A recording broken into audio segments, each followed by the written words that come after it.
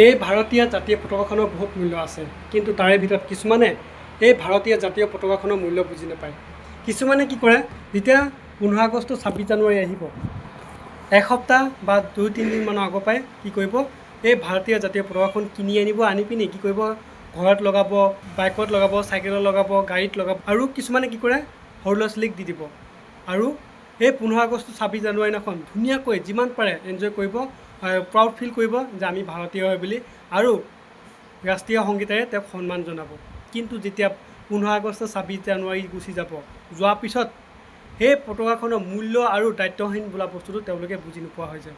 কিছুমানে আগতেই, সকলোৱে নহয়, কিছুমানে কি কৰিব, যেতিয়া সেই সৰু ল'ৰা ছোৱালীৰ হাতত যেতিয়া পতাকাখন দি দিব 15 আগষ্ট 26 জানুৱাৰী দিনাখন, কিন্তু তাৰপিছত নুসুধে যে পতাকাখন কি কৰিলা, আছেনে নাই, নে ক'ৰবাত পেলাই দিলা, সেইটো প্ৰশ্ন নকৰে। কৰি পিনি কি কৰিব, দি দিয়াৰ পাছত সেই সৰু ল'ৰা ছোৱালীয়ে গৈ পিনি সেই পতাকাখন ক'ৰবাত নি পেলাই থৈ দিয়ে, খুলি পিনি নিপিনি খেলি থাকে, কিছুমান নলা নৰ্দমাত পৰি থাকে, গেলা জেগাত পেলাই দিয়ে।